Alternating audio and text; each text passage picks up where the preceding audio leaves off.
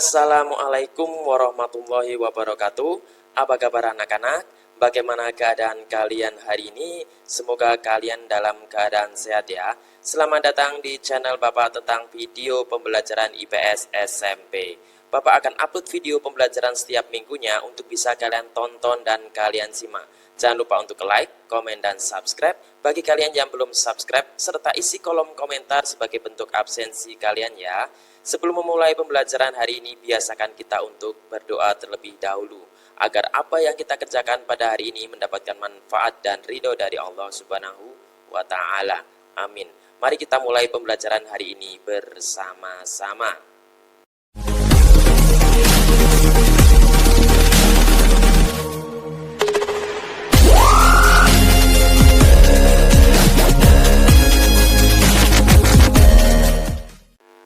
Materi 5, Ilmu Pengetahuan Sosial atau IPS, kelas 7, semester 1. Sumber buku yang dipakai adalah buku siswa IPS SMP, _MTS, kelas 7, edisi revisi, halaman 51 sampai dengan halaman 75. Tujuan pembelajaran. Setelah kegiatan pembelajaran dilaksanakan, peserta didik diharapkan dapat 1. Menjelaskan kondisi alam Indonesia. 2. Menjelaskan keragaman flora dan fauna di Indonesia. Bab 1. Manusia, tempat, dan lingkungan. Materi yang akan kita pelajari hari ini adalah kondisi alam Indonesia. 1. Keadaan fisik wilayah. Dan 2. Flora dan fauna. Kondisi alam Indonesia. Keadaan alam Indonesia dapat dikelompokkan menjadi dua bagian, yaitu keadaan fisik wilayah serta keadaan flora dan fauna. Keadaan fisik wilayah diantaranya terdiri atas keadaan iklim dan keadaan bentuk permukaan bumi atau kondisi fisiografis yang kemudian akan menentukan jenis tanahnya. Sementara keadaan flora dan fauna menyangkut jenis keragaman dan peserbarannya. Ini adalah gambar bagan keadaan alam Indonesia. Keadaan fisik wilayah. Sebagai suatu wilayah, Indonesia memiliki keadaan fisik tertentu. Keadaan fisik tersebut dapat dikenali dari keadaan geologi, bentuk muka bumi, dan iklim. Keadaan fisik akan mempengaruhi corak atau karakteristik kehidupan makhluk hidup yang tinggal di atasnya. Kondisi geologi Indonesia. Indonesia terletak pada pertemuan tiga lempeng tektonik besar, yaitu lempeng Indo-Australia, Eurasia, dan lempeng Pasifik. Lempeng Indo-Australia bertumbukan dengan lempeng Eurasia di lepas pantai Sumatera, Jawa, dan Nusa Tenggara.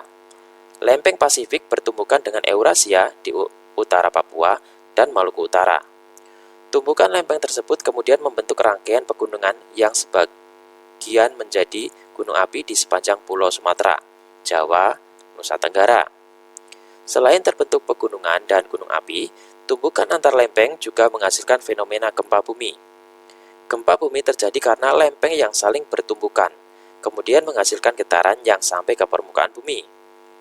Indonesia merupakan salah satu negara yang sering mengalami gempa bumi, terutama pulau-pulau sepanjang pertemuan lempeng Sumatera, Jawa, Nusa Tenggara, Maluku, dan Sulawesi. Gempa yang terjadi dapat dibedakan menjadi gempa tektonik maupun vulkanik. Gempa tektonik adalah gempa karena pergerakan lempeng tektonik. Sedangkan gempa vulkanik adalah gempa yang terjadi karena adanya aktivitas kegunung apian. Ini adalah gambar tumbukan lempeng dan rangkaian gunung api di Indonesia. Di Indonesia, sebagian besar gunung berapi tersebar di sepanjang Pulau Sumatera, Jawa, sampai Nusa Tenggara. Gunung berapi juga banyak ditemui di Pulau Sulawesi dan Maluku. Beberapa gunung berapi di Nusantara sangat terkenal di dunia karena letusannya yang sangat dahsyat, yaitu Gunung Berapi Tambora dan Krakatau. Gunung berapi adalah lubang kepundan atau rekahan dalam kerak bumi, tempat keluarnya cairan magma atau gas atau cairan lainnya ke permukaan bumi.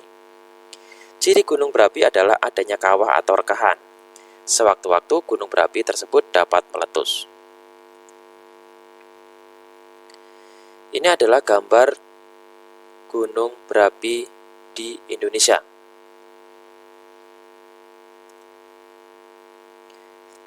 Bentuk muka bumi.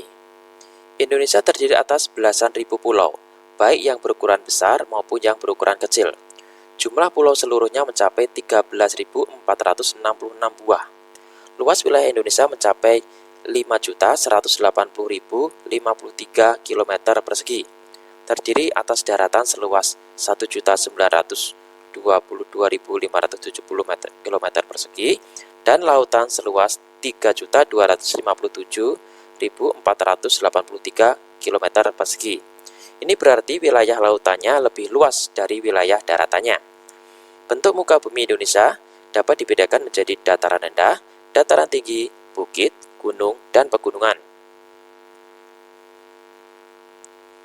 Ini adalah gambar peta bentuk muka bumi atau fisiografi wilayah Indonesia yang menunjukkan adanya keragaman. Kondisi iklim Indonesia. Indonesia berada di wilayah tropis. Ciri iklim tropis adalah suhu udara yang tinggi sepanjang tahun, yaitu sekitar 27 derajat Celcius. Suhu pada musim dingin dapat mencapai sekitar minus 20 derajat Celcius, sedangkan pada saat musim panas dapat mencapai sekitar 40 derajat Celcius. Secara umum, keadaan iklim di Indonesia dipengaruhi oleh 3 jenis iklim, yaitu iklim muson, iklim laut, dan iklim tropis.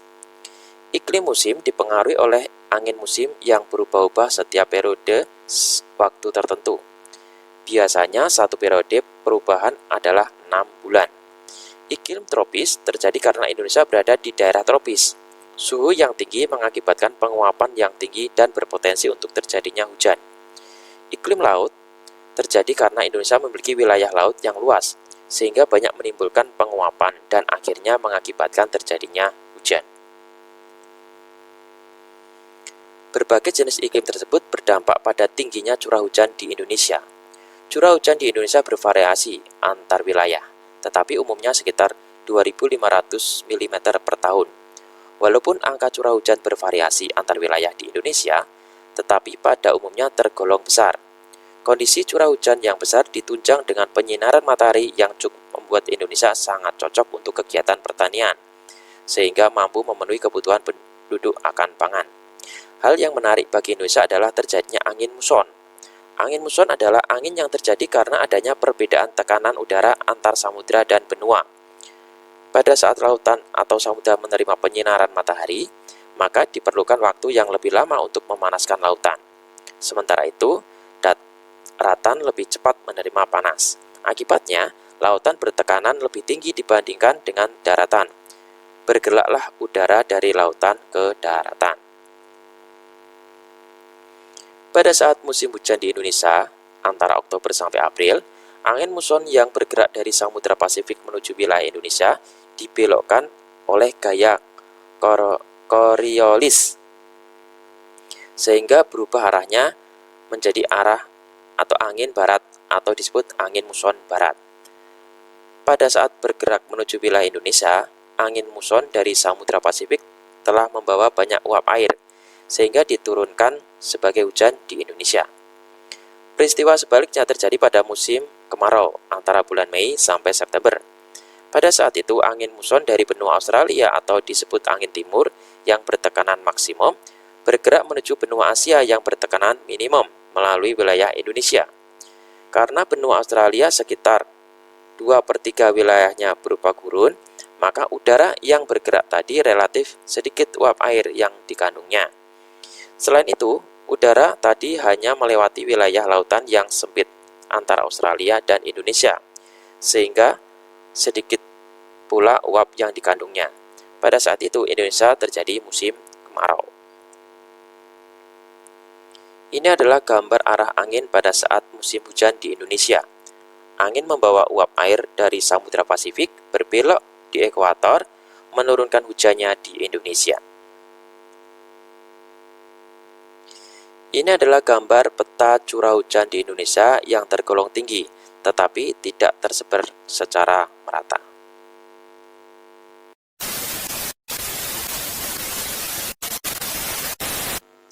Demikian video pembelajaran IPS hari ini. Semoga bermanfaat. Tetap semangat, jaga kesehatan, Tetap patuhi protokol kesehatan pencegahan COVID-19 dengan menerapkan 5M. Semoga kita dijauhkan dari segala macam penyakit dan kita berharap agar pandemi ini cepat berakhir sehingga kita bisa beraktivitas seperti biasa. Jangan lupa untuk like, komen, dan subscribe. Sampai bertemu lagi di video pembelajaran berikutnya. Terima kasih. Wassalamualaikum warahmatullahi wabarakatuh.